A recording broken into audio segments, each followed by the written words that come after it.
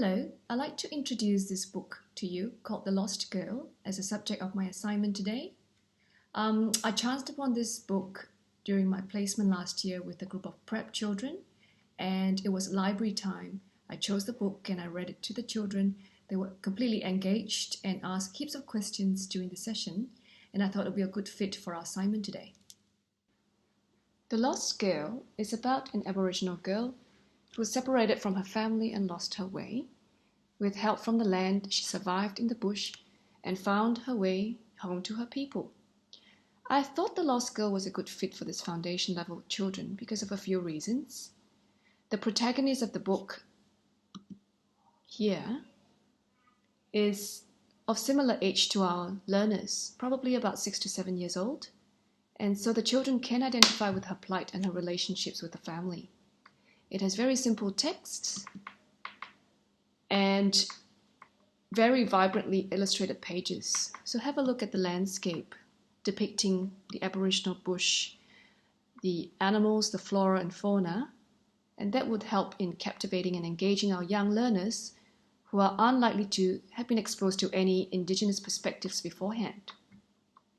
Written by an Indigenous author and an Indigenous illustrator, there is significant authenticity in the portrait of Aboriginal culture, its spiritual and familial relationships, and the physical landscape. And it is very clear that the little girl's connection with the land is clearly depicted. When she had to survive in the outback, she was able to use the knowledge of her people and feed off the land and drink off the land.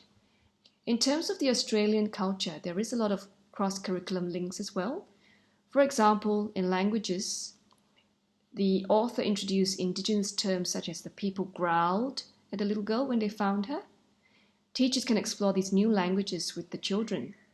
In science, the little girl had used her people's scientific knowledge to survive. For example, her hiding under the rock to get the warmth of the sun. In this case, she hid under the shadow of the rock and fell asleep. And also feeding off the land,